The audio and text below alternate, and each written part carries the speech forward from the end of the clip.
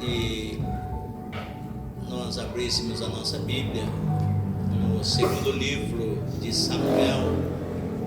É uma passagem bastante conhecida. Eu gostaria de fazer menção aqui dessa escritura no capítulo de número 6. Segundo Samuel, capítulo de número 6.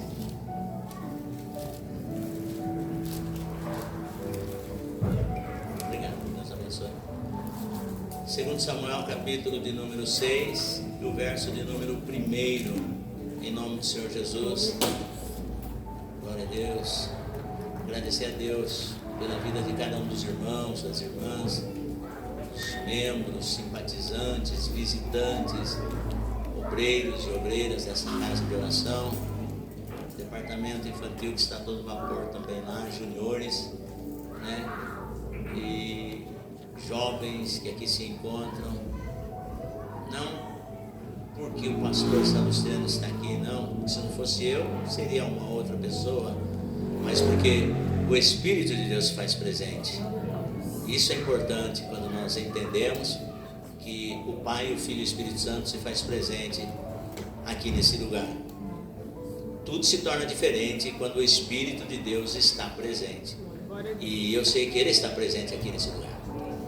Eu vou fazer a leitura, depois eu convidaria a igreja que fizéssemos uma oração pela Jovelina, irmã da nossa irmã Maria, tia da nossa irmã Karina, né? Ela vai fazer uma cirurgia amanhã, ao meio-dia, uma cirurgia do olho, tá? Um tanto que delicada, mas o nosso Deus é o Deus do impossível. E também apresentarmos o irmão da nossa irmã missionária Elisete. Nossa irmã missionária Elisete, depois de alguns dias longe dessa casa de oração, porque ela estava em Joinville, né? Santa Catarina. E aí, no domingo passado, já esteve conosco na Escola Bíblica Dominical. E ela veio falando agora para mim que tem um irmão dela que está hospitalizado, né, Elisete? Fale o nome dele. Jorge Álvaro. Áureo. Jorge Áureo. Ele foi constatado acometido com câncer na garganta, é isso? Câncer na garganta. Jorge Áureo e Jovelina. Depois da leitura, quantos querem me ajudar em oração? Diga amém. Amém. Mas quando nós formos orar, eu gostaria que você apresentasse essas pessoas como se fosse um membro da sua família, mas que você não orasse com timidez, mas ore com ousadia, clamando em voz alta em favor dessas pessoas. E depois que nós terminarmos de orar por essas pessoas, eu gostaria de fazer uma oração especial para o nosso irmão Aguinaldo, tá? Eu vou pedir, depois que nós fizermos essa oração para os que estão distantes, vou pedir para que a igreja abrace o Aguinaldo nessa oração juntamente comigo, porque nós sabemos que o Aguinaldo, por esses dias, ele perdeu a mãezinha. Não perdeu, né? O Senhor recolheu a dona Alice, e estivemos lá juntamente com ele. Alguns irmãos aqui da igreja estiveram com ele lá também, conosco lá, o qual eu agradeço. Mas os que não puderam estar também, eu tenho certeza absoluta que a igreja orou em favor da nossa irmã Alice. Mas só que assim, o óbito, o sepultamento, depois que começa a cair a ficha, né, Guinaldo? Depois começa a cair a ficha. Então, e o Aguinaldo, ele é carente das nossas orações. Então vamos orar pelo Jorge Áureo, pela Jovelina, tá? Depois da leitura, e depois eu quero que façamos uma oração especial para o nosso irmão Aguinaldo. Amém, igreja? Amém. Então, o texto diz assim em 2 Samuel capítulo 6, está em tela, versículo 1: E tornou Davi a juntar todos os escolhidos de Israel em número de 30.000. E levantou-se Davi e partiu com todo o povo que tinha consigo de Baalá de Judá, para levarem dali para cima a arca de Deus, sobre a qual se invoca o nome do Senhor dos exércitos, que se assenta entre os querubins. Eu vou ler mais uma vez. E tornou Davi a juntar todos os escolhidos de Israel em número de 30.000.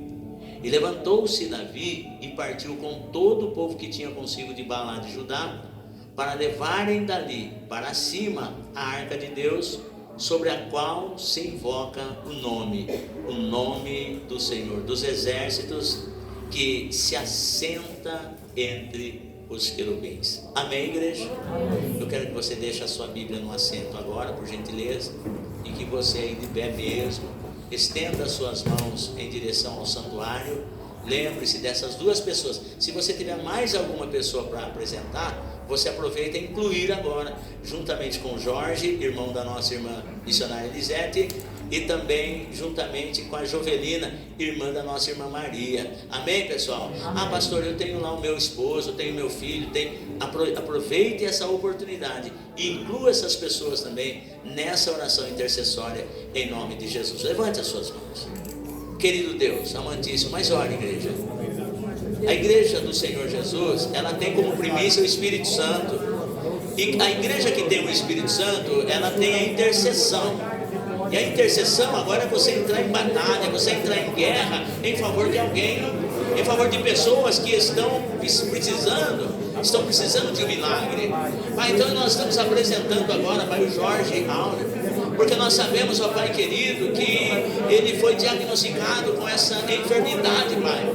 Mas nós sabemos que o Senhor é o Deus do impossível. Sabemos que o Senhor é o Deus de perto e Deus de longe. Então visita agora, Pai querido, Pai amado, o Jorge Áureo nesse momento. E bem como também a Jovelina, que nesta segunda-feira, ao meio-dia, estará se submetendo a uma intervenção cirúrgica no olho. Pai, nós invocamos ao Deus vivo, ao Deus que tudo pode, ao Deus cuja palavra verdadeira e fiel nos afirma que a tua mão não está encolhida para que não possa salvar, nem os seus ouvidos agravados para que não possas ouvir. E eis aqui, Senhor, o teu povo, a tua igreja, clamando ao Senhor em favor dessas vidas e crendo que o Senhor tem ouvido as nossas orações, porque a tua palavra assim diz, que muito pode por sua eficácia a oração feita por um justo, e nós te agradecemos em nome do Senhor Jesus. Amém, igreja? Amém.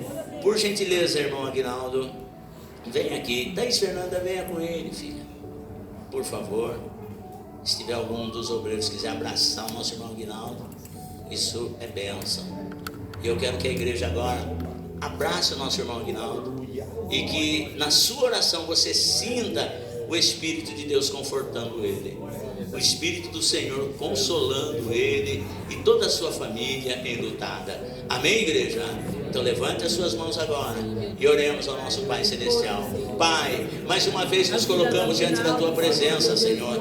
Desta vez, ó Pai querido, apresentamos o teu servo, nosso irmão Aguinaldo Nascimento. O Senhor sabe, Pai querido, a experiência que ele está passando neste exato momento com a perda da sua mãezinha. Mas nós sabemos, ó Pai querido, que o teu Espírito Santo é o que conforta, o que consola os corações enlutados. Então, o teu servo e toda a sua família, através dessa oração, Senhor amado, congregacional, nós estamos pedindo, Pai querido, que o Senhor venha confortando, o Senhor venha consolando, dando força, Pai querido, ao teu servo, aos seus irmãos, a toda a sua família, para que possam passar por esse momento, Pai querido, mas crendo, meu Deus, que se há lágrimas, mas também há esperança.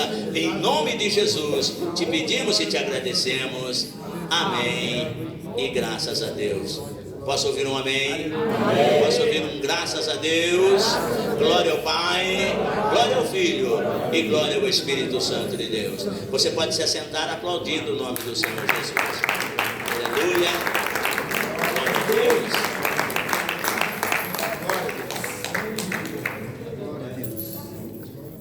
Glória a Deus. Queridos, nós estamos aqui diante de uma palavra e ela é muito importante para os nossos dias, para os dias que nós vivemos. Por quê?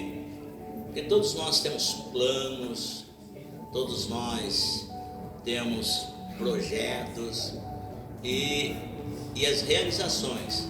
Porque você ter planos, sonhos, projetos, fica somente nos sonhos, somente nos planos e nos projetos, se não houverem a execução. Falando em execução, na sexta-feira nós éramos para estar começando o trabalho da construção da cozinha e não houve possibilidades por conta do pedreiro. Ele entrou comigo no privado e explicou a razão pela qual não ia começar na sexta-feira, pediu desculpas, mas diz que na segunda-feira de manhã eles já estão aqui para nós executarmos o trabalho da construção da cozinha, para a honra e glória do nome de Jesus. Amém, igreja? Amém. Então eu tinha que passar isso para a igreja. E eu estava dizendo assim, dentro da ministração, que se nós temos planos, nós temos projetos, nós temos sonhos, e se eles não passarem pelo crivo da execução, continua sendo só planos, continua sendo só projetos, continuam sendo só sonhos. Só que nós servimos um Deus que Ele é o que realiza sonhos. Nosso Deus é um Deus que realiza sonhos. Nosso Deus é um Deus que é Ele que nos dá projetos. Quando nós estamos na presença do Senhor, então Ele coloca sobre nossas vidas projetos que aos olhos do mundo é loucura. Estou falando assim bem pausadamente, porque ainda eu estou em fase de recuperação em relação à minha garganta. E os irmãos sabem que o tempo está seco, frio, e eu tenho certeza que os irmãos estão me ouvindo bem, estão me entendendo, e eu peço a graça do Espírito de Deus para que eu possa concluir essa ministração sem maiores danos para as minhas cordas vocais. E eu sei que assim eu farei, porque o Espírito de Deus é que nos direciona.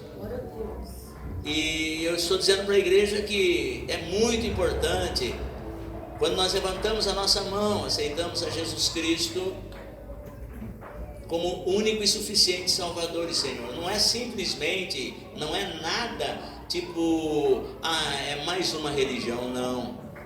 O cristianismo, ele não se trata de mais uma religião. O cristianismo, ele é a proximidade do homem com Deus. Isso que nós precisamos entender e aprender.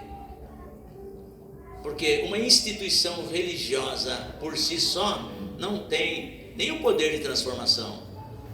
Uma instituição religiosa por si só não tem nenhum poder de mudanças e de transformação. Por isso que muitas pessoas se decepcionam. Por conta disso que existem muitas pessoas que se decepcionam.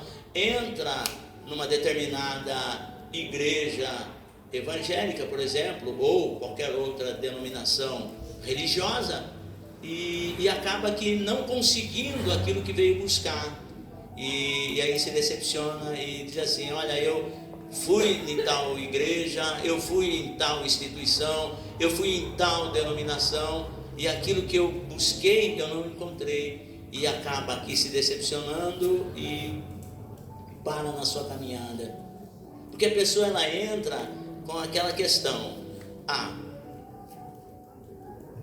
ser evangélico é mais uma religião, e a religião por si só ela não tem poder de transformação. A religião por si só ela não tem poder de transformação.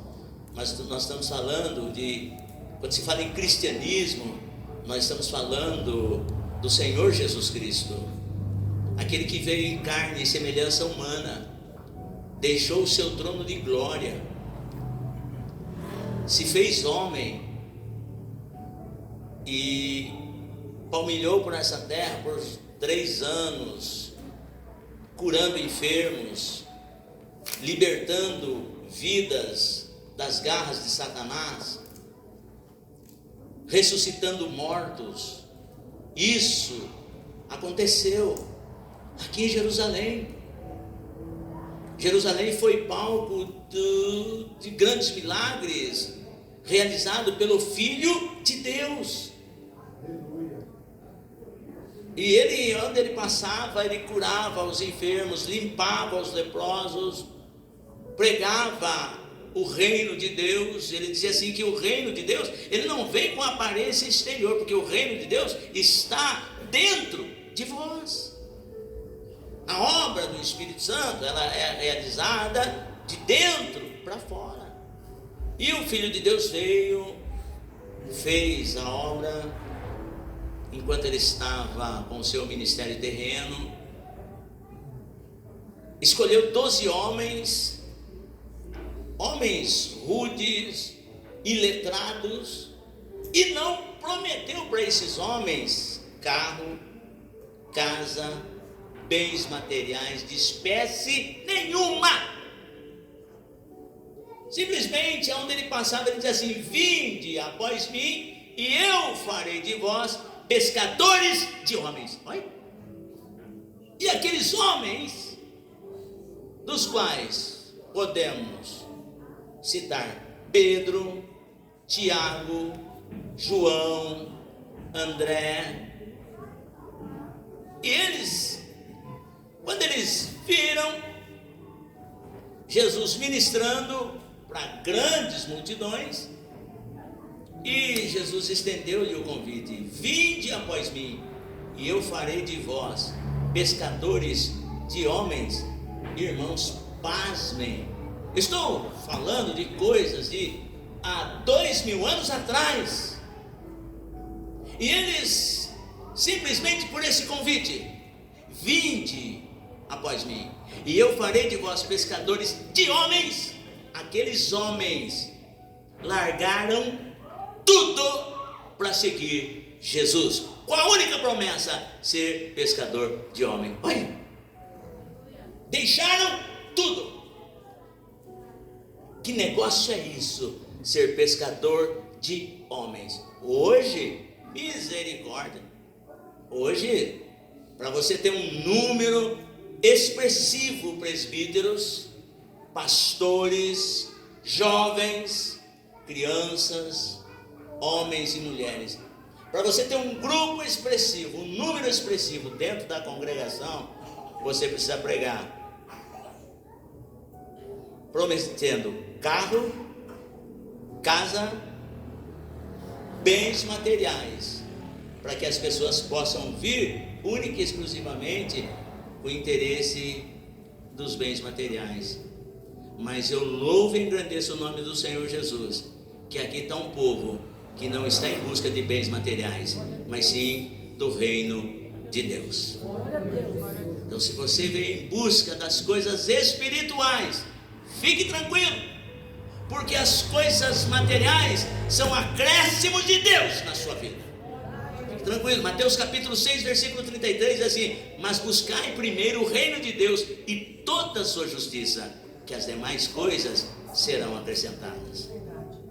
E aí nós começamos a ver que aqueles 12 homens, discípulos, codenominados de apóstolos, eles passaram a andar com Jesus e viram as maravilhas que Jesus fazia, e Jesus deu-lhes poder para expulsar demônios, curar os enfermos, limpar os leprosos. E uma certa ocasião, de 12 subiu o número de discípulos para 70.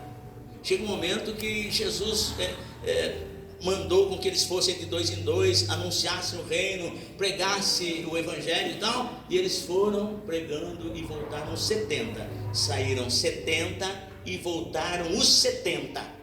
Eu abro aqui um parêntese para dizer que hoje nós estamos vivendo uma crise eclesiástica, uma crise espiritual tão grande, que se manda 70 para o campo missionário, não volta os 70, não volta, porque hoje as pessoas, muitas pessoas, não têm estrutura, não têm raiz suficiente para enfrentar os embates que a própria vida cristã, nós temos que enfrentar. Tem muitas pessoas que não aguentam. Então Jesus mandou 70 discípulos, de 2 em 2, para todas as cidades que futuramente ele haveria de passar. Então, vocês preguem a palavra, vocês curem os enfermos, limpem os leprosos, de graça vocês dão, de graça vocês receberam, de graça vocês dão. Na casa que vocês entrarem, saudai com a paz. Se naquela casa houver um filho da paz, eles receberão a sua paz. Vão convidar você para entrar, coma de tudo que puser na mesa, não leve bolsa, coma de tudo que puser diante de você na mesa, não fique andando de casa em casa. Na casa que você entrar você fica, só sai de lá quando chegou o momento que naquela cidade já deu. E eles foram 70 saíram para evangelizar, os 70 saíram para pregar. Sabe com qual promessa? Ser pescador de homens. Nosso irmão Leonardo citou que a diferença entre o joio e o trigo é que o trigo dá fruto. Então, quando nós somos trigos, o nosso maior propósito é frutificar. Qual é a promessa que nós temos? Ser pescador de homens, ganhar vidas para Jesus. E os 70 foram. Só que quando eles voltaram felizes da vida, voltaram muito alegres, dizendo assim: mestre, nós fomos e fizemos a obra, nós vimos tantas maravilhas, vimos que no teu nome até os demônios se nos sujeitam, até os demônios têm que obedecer. Jesus falou: mas não se alegrem porque os demônios vos sujeitam, alegrai-vos antes por terem seu nome escrito nos céus. E eu estou diante de uma congregação que tem o nome escrito no livro da vida. E quando nós temos o nome escrito no livro da vida, irmão, passe o que passar, enfrente o que enfrentar, mas nós temos a certeza que quando as coisas aqui se findarem, nós estaremos começando uma nova vida na eternidade com o Senhor. Então isso é o cristianismo, algo instituído pelo próprio Senhor, porque depois de todas as maravilhas que Jesus fez, ainda ele foi para a cruz. Penduraram numa cruz porque ele deveria isso acontecer com ele, mas expirou naquela cruz, como ele disse que haveria de acontecer. Foi sepultado, mas ao terceiro dia Jesus ressuscitou. Ao terceiro dia Jesus ressuscitou, voltou para os seus discípulos, porque ele assim disse que aconteceria. Os seus discípulos, quando Jesus falava assim: nós vamos para Jerusalém e lá o Filho do Homem, referindo-se a si, e lá o Filho do Homem vai ser entregue nas mãos dos seus algozes, nas mãos dos escribas, dos fariseus, e o crucificarão, o matarão, mas ao terceiro dia ele ressuscitará. Os discípulos ficaram perplexos: mas o que é isso, ressuscitar? Eles não estavam entendendo, porque o evangelho ainda estava encoberto aos seus entendimentos. Eles não conseguiam compreender. E o apóstolo Paulo fala sobre esse entenebrecimento na mente. Ele diz assim: o Deus desse século cegou o entendimento dos incrédulos para que não lhes resplandeça a luz do evangelho de Cristo. Então é muito importante que quando nós sairmos daqui, aonde quer que nós vamos, no nosso trabalho, e de volta para casa, no trânsito, que nós falemos do evangelho, porque existem muitas pessoas com a sua mente ainda obscurecida, porque não conseguem compreender o evangelho, embora muitas das vezes já até frequentou uma instituição religiosa.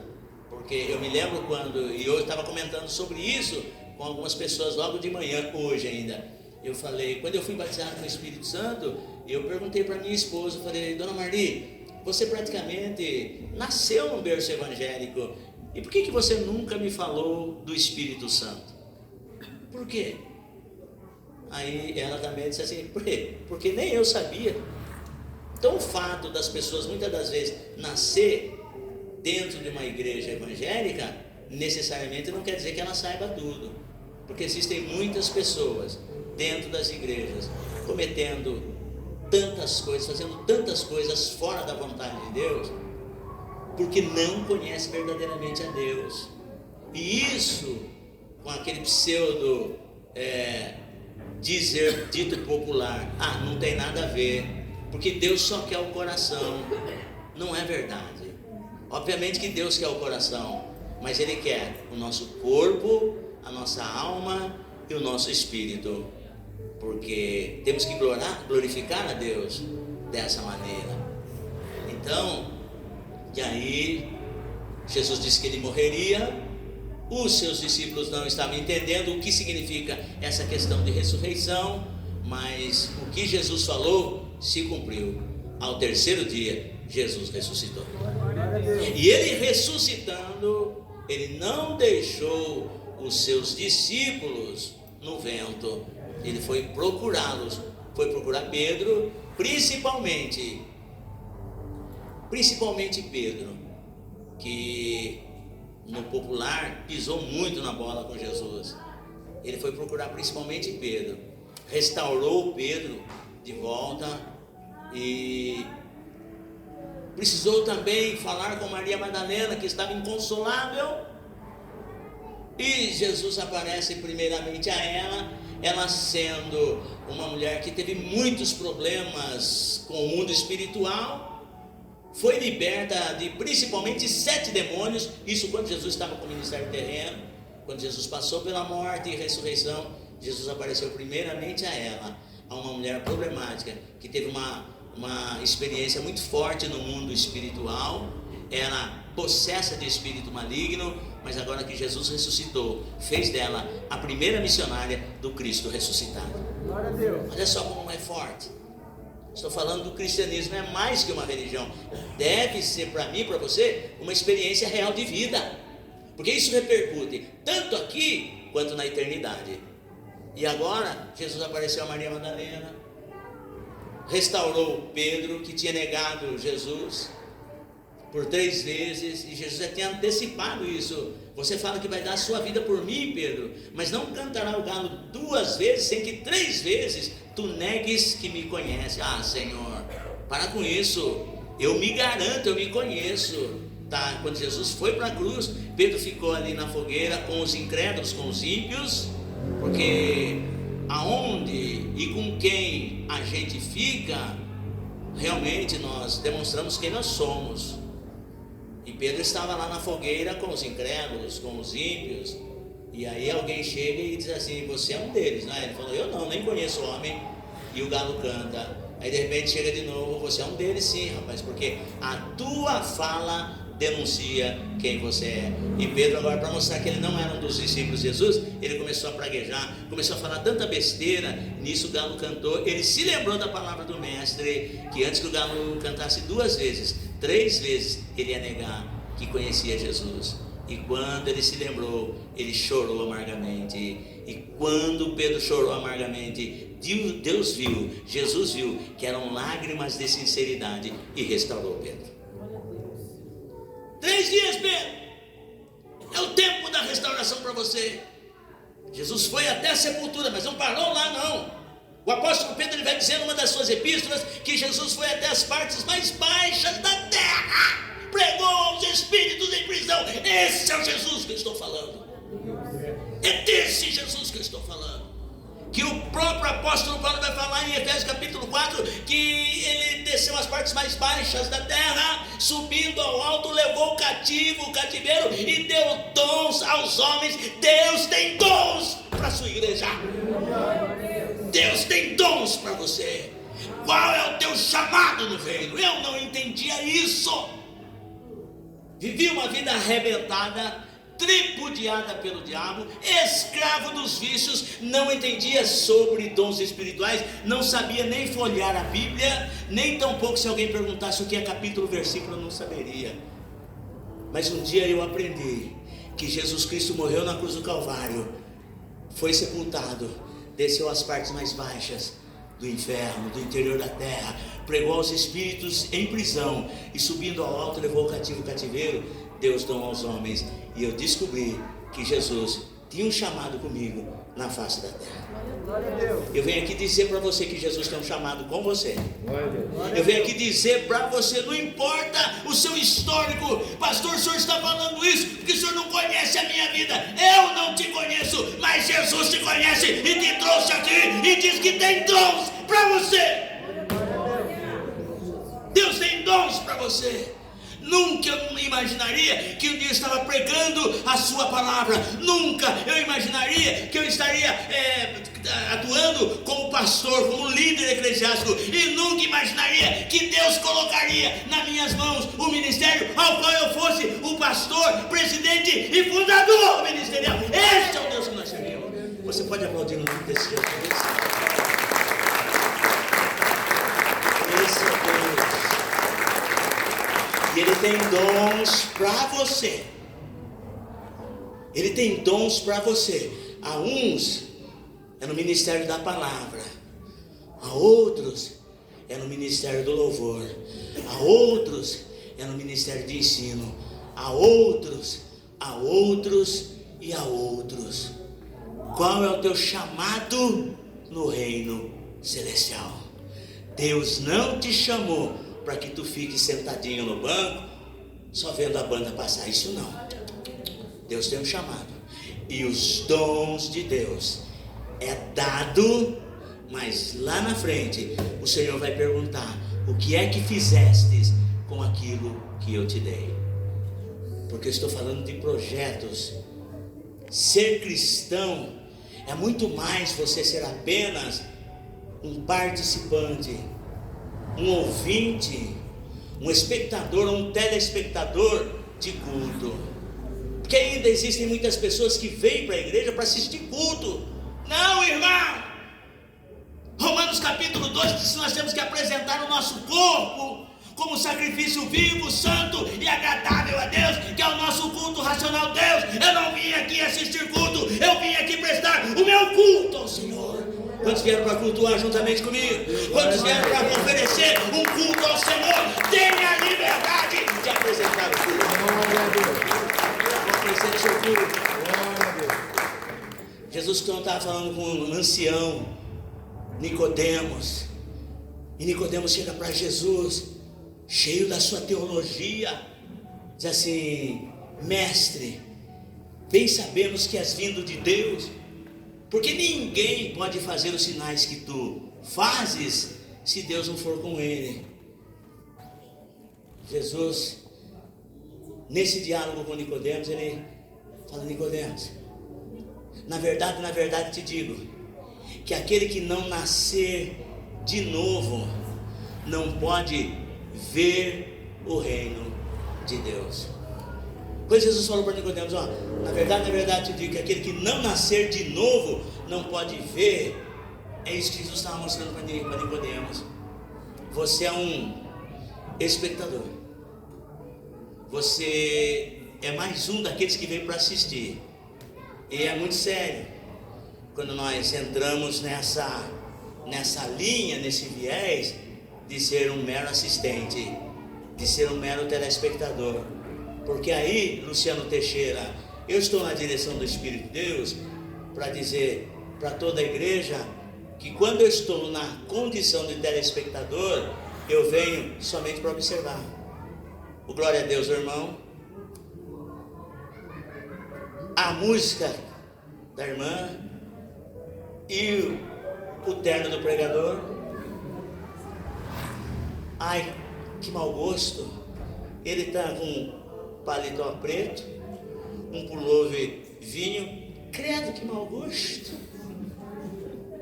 O telespectador, ele é um observador, mas somente para tecer críticas.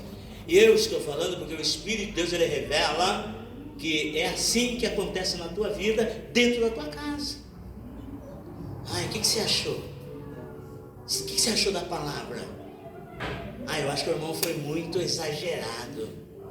Eu acho que o louvor precisa cantar menos e dar mais tempo à palavra. E aí nós entramos no campo da crítica. E aí não tem como o Espírito de Deus operar. Foi isso que Jesus falou para Nicodemos. Crente que nasce de novo não perde tempo em observar, mas ele veio para adorar também. Tem crente que veio para adorar aqui nessa noite? Tem crente que veio, então levanta a tua mão, só te dá um glória. Aleluia, porque Deus está nesse lugar. Porque na verdade te digo, Jesus falando para Nicodemos, que se não nascer da água e do Espírito, não podereis entrar no reino dos céus. Eu não quero simplesmente ser um observador, eu quero estar lá, quero entrar lá com cada um dos irmãos. Eu tenho falado para minha esposa, falei: dona Marli, eu acredito assim que comentando com o evangelista Fernando, falei: você já pensou? Faça assim, Rodrigo, faça assim, Rodrigo. Olha lá, aquele é meu sobrinho. E aí, conversando com a dona Marli, com os filhos, nós trouxemos o Rodrigo. Estou falando isso para a glória de Deus. Trouxemos o Rodrigo para morar com a gente. E ele vai estar morando com a gente agora. E a dona Marli fez um videozinho e tal. A cama dele está aqui arrumadinha. Falei: Marli, você já pensou quando chegar na eternidade? Olha só, Fernando, eu orando assim, pedindo perdão para Deus, irmão Aguinaldo. Falei: Senhor, me perdoa a minha negligência, porque eu negligenciei algo na vida desse jovem que eu deveria ter feito há 20 anos atrás, irmão. E esses 20 anos que eu não pude fazer nada pelo Rodrigo, não vai trazer de volta esses anos perdidos. Falei, Jesus, mas eu estou muito envergonhado. Então que o Senhor me ajude, me dê graça, para que eu possa, juntamente com a minha esposa, porque é a concordância entre nós, que nós possamos juntos cuidar do Rodrigo durante o tempo que nós estamos aqui. E aí, na hora, eu acredito que é o Espírito Santo, e eu fiquei preocupado, e fui falar com a dona Marli. Falei, dona Marli, você pensou? Você vai chegar na eternidade. Porque assim, pessoas na qualidade do Rodrigo, que tem uma certa deficiência mental, e muitas outras pessoas que a gente vê na rua, a gente muitas das vezes passa por elas e a gente nem liga, irmão Nagir. Mas você pensou que quando chegar lá na eternidade, o Rodrigo está numa posição de destaque, sendo honrado por Deus? Pensou ele lá sendo honrado por Deus, irmão? E nós aqui que achamos que nós somos honrados, que nós merecemos a honra, chegamos lá, nós formos subordinados do Rodrigo. Falei, Marli, eu fiquei com medo. Falei, Marli, vamos fazer diferente, vamos honrar o Rodrigo aqui, porque se nós honrarmos ele aqui, Marli, e chegar lá, ele for honrado, porque eu tenho certeza que ele vai ser honrado, não vai ser surpresa para nós, porque Deus nos usou para honrá-lo aqui na terra. Eu não sei quem você tem na tua vida, mas Deus manda você honrar. Honre. E nós fizemos isso, e estamos fazendo isso. Por quê? Porque cristianismo é mais do que simplesmente uma religião, é uma experiência. E quando você entra nessa visão, quando você entra nessa mente, você vem aqui para o 2 Samuel capítulo 6, você vê a preocupação de Davi. Falei de planos, falei de sonhos. Se eles não se realizarem, se eles não saírem do papel, serão simplesmente planos e projetos, mas eles precisam sair do papel. E Deus tinha sonho com Davi. Davi ele sempre foi rejeitado na sua casa, mas Deus pega ele, o menorzinho, e faz de Davi rei de Israel. Davi foi o segundo rei de Israel. O primeiro rei de Israel foi Saul. E Saul, com toda a sua beleza, Saul era uma pessoa que ele chamava muito a atenção pela sua beleza, pelo seu porte. O cara realmente ele tinha porte de rei, porte de guerreiro. Mas Deus agora, porque a Bíblia vai dizer assim, que Deus chama as coisas fracas para confundir as fortes. Deus chama as coisas vis e desprezíveis e as que não são para aniquilar as que são. Esse é o nosso Deus. E agora chamou Davi do meio dos seus irmãos, ungiu Davi no meio dos seus irmãos. Davi foi cheio do Espírito Santo ali, os seus irmãos viram isso, e agora Deus põe Davi para reinar sobre o povo de Israel. Davi foi o segundo rei de Israel, mas ele foi mais famoso do que o primeiro rei, que foi Saul. Aí vem a pergunta: o que fez de Davi ter um reino sólido, famoso e próspero? E aí você traz para o seu casamento, aí você traz para a sua empresa, porque todos nós temos sonhos. Todos nós temos sonhos. Ninguém se casa para viver um fracasso matrimonial, não. Ninguém, por exemplo, abre uma empresa com a possibilidade ou a certeza de que essa empresa vai falir. Não, de forma nenhuma. Ninguém faz planos e projetos derrotistas. Ninguém. Mas quando nós temos os nossos projetos, os nossos sonhos em Deus, este é o segredo. E o segredo que fez Davi ser solidificado no seu reino foi que Davi, ele priorizou a presença de Deus. Então o segredo para que você tenha estabilidade emocional, física, financeira, em todas as áreas, porque nós precisamos ser pessoas que tenhamos estabilidade, e a estabilidade é em todas as áreas.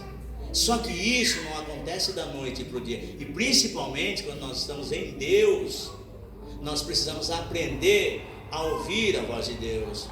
nós precisamos desenvolver o nosso diálogo com Deus. Como, pastor? Se eu sou um camarada que oro bastante, mas eu não leio a Bíblia, eu não aprendi a desenvolver o diálogo. Eu estou num monólogo, só eu falando.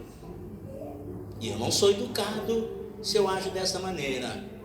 Eu não estou sendo ético para com o meu Deus, porque tem que haver uma boa comunicação entre o pai e o filho. Pastor Salustiano, qual é a tônica dessa boa comunicação? O segredo dessa boa comunicação é quando um fala, outro escuta. Então é bem assim, quando você está orando, você está falando, Deus está te ouvindo. É isso que o salmista Davi, no Salmo 40, ele diz assim: esperei com paciência no Senhor, e Ele se inclinou para mim e ouviu o meu clamor. Percebe que Deus é um Deus educado? Então Davi diz assim: eu esperei com paciência no Senhor. Quando Davi estava conversando, Deus estava com seus ouvidos inclinados para ouvir. Fala, filho, que o papai te escuta. E é um lance de intimidade que o apóstolo Paulo e o próprio Jesus usava. Abba, pai. É como uma criança falando com o pai: papaizinho, papito. Essa intimidade que eu e você precisamos ter com Deus. Mas enquanto você está pedindo, enquanto você está orando, você está falando para Deus acerca dos seus sonhos, dos seus planos, acerca de todas as suas inquietações, indagações ou limitações. Deus está te ouvindo. Mas aí Deus vai falar com você. E como é que Deus vai falar comigo, pastor Salustiano? Primeiro, Deus vai usar a Bíblia Sagrada, a palavra dele. Então é muito importante você desenvolver o princípio da boa comunicação, que é o diálogo. Você falou na oração, e agora você vai ouvir Deus falar com você. O nosso maior problema é que nós corremos atrás de profetas.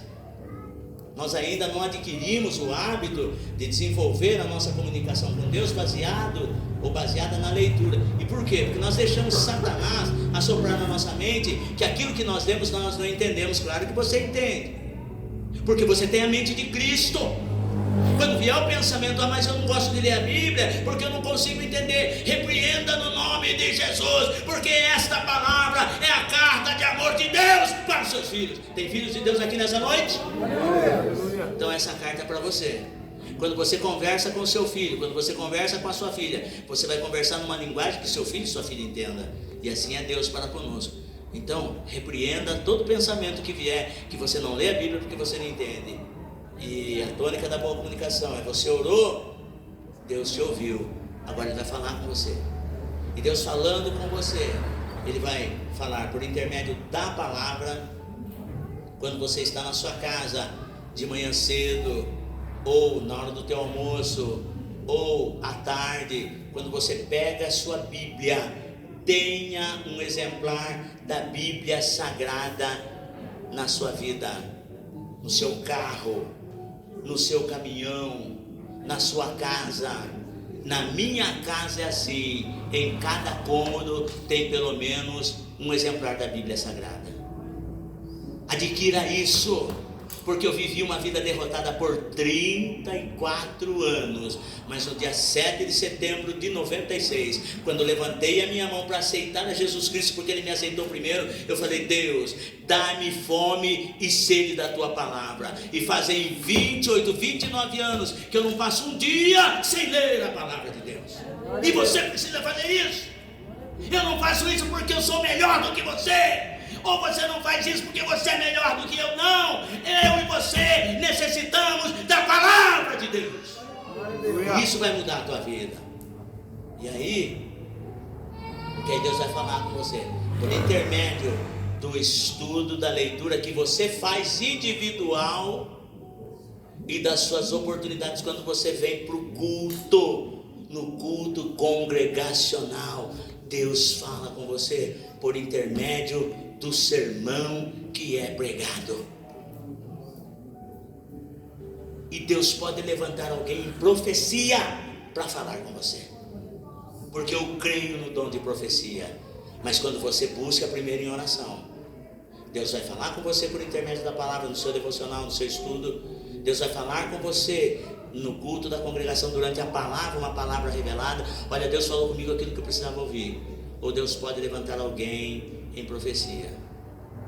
Agora, o que você não pode sair daqui é falar: nossa, a palavra foi pregada e Deus não falou comigo. Será que não tem ninguém aqui que tem o dom da revelação? A maior revelação é a palavra de Deus. Glória a Deus. E Davi, por que Davi tinha uma vida próspera? Porque Davi, ele preservava a presença de Deus. A arca, aqui no capítulo 6 de 2 Samuel, significa a presença de Deus. E aqui, nesse capítulo, você entende assim. Eu vou resumir para nós encerrar. Eu vou resumir assim: o que eu aprendo com Davi aqui? Para se ter uma família, para se ter um lar, para se ter uma empresa, para se ter um emprego sólido, primeiro, eu e você precisamos fazer o que precisa ser feito. Guarde bem isso. Faça o que precisa ser feito. Segundo, faça como deve ser feito. Porque não basta você fazer o que tem que ser feito. Não basta. Porque de boa vontade tem muita gente por aí. Faça o que você foi chamado para fazer. Segundo, faça como deve ser feito. Davi sabia que ele deveria trazer a arca para Jerusalém. Ele estava iniciando o seu chamado como rei. Ele falou: opa, eu não quero pisar na bola como Saul não. Saul começou bem e terminou mal. Tem muitas pessoas começando bem e acabando mal. Começa bem no casamento, começa bem na empresa, começa bem na igreja e se arrebenta. Ei, o apóstolo Paulo falou a respeito dos Gálatas: rapaz, o que está acontecendo com vocês? Vocês estavam indo tão bem, estavam correndo tão bem e acabaram mal. Por quê? Porque vocês começaram no espírito e acabaram na carne. Tem muita gente começando obras no espírito, mas se arrebentando na carne. Então não faça isso no seu casamento, não faça isso na sua empresa e não faça isso na sua igreja, porque igreja e casamento é a mesma coisa. Nem sempre vai ser um mar de rosa, nem sempre vai ser legal. Vai ter os percalços, vai ter, como que eu posso dizer, as buchas, vai ter. Só que quando as buchas estão no seu casamento, o que você faz? Você separa do seu cônjuge? Claro que não. Quando a bucha acontece lá na sua empresa, você sai da empresa? Claro que não. Mas da igreja não. Quando vê os pepinos, aí o cara some da igreja e vai para outra. Mas não esquece que muitas das vezes a bucha lá pode ser você. Então guarde bem isso. Nós precisamos ser maduros o suficiente, porque sonhos, projetos e planos, se ficar no papel, vai ser só papel. Mas se for para colocar em prática, virão os embates. Mas Deus está conosco. E Ele vai garantir a vitória. Pensa que nós temos passado por um momento difícil no nosso casamento? Claro. Pessoas têm falado assim: ah, viu, larga dele. Dona Marli falou: não, porque eu tenho certeza que Deus vai fazer uma obra. E fez mesmo, né, amor? Amém.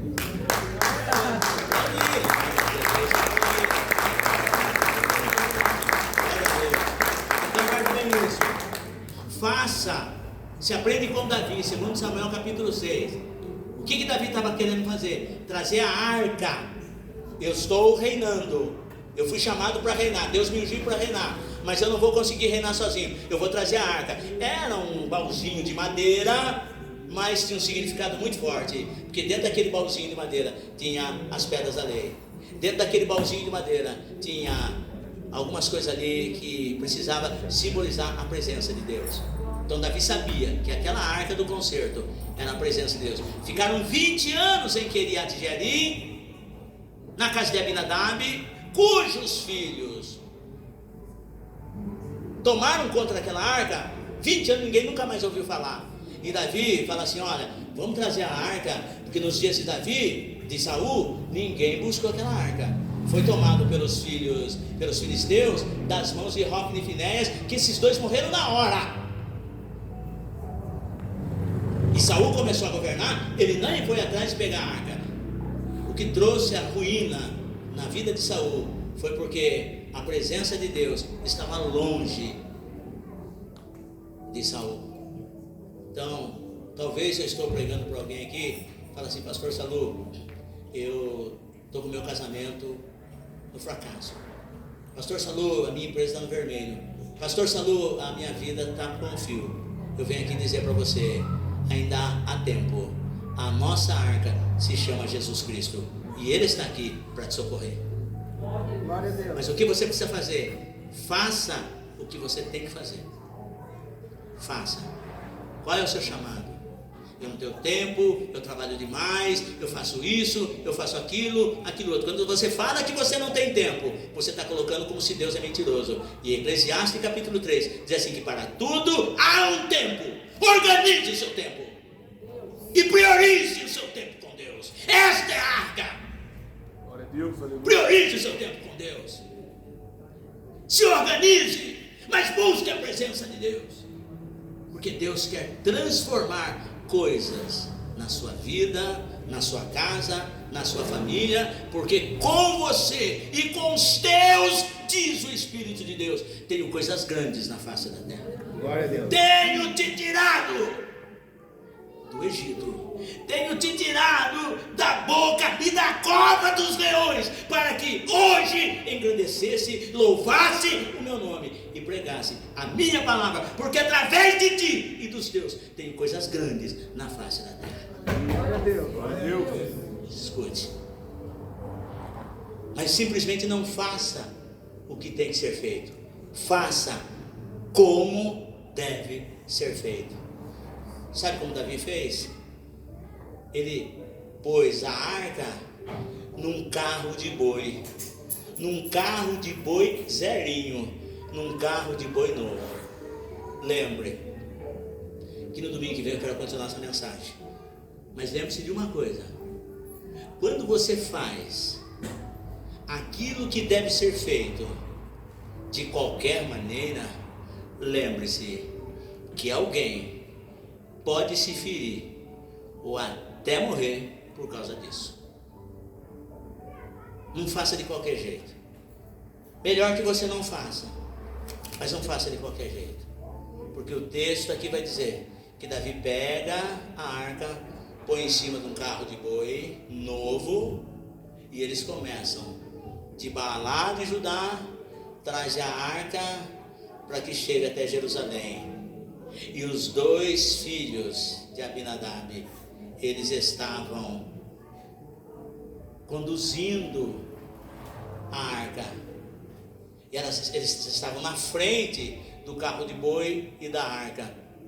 Mas detalhe, esses meninos aqui, eu vou chamar assim, enquanto a arca estava na sua casa, eles nem passavam perto da arca, eles não estavam nem aí para a arca. Sabe o que Deus manda dizer para mim e para você?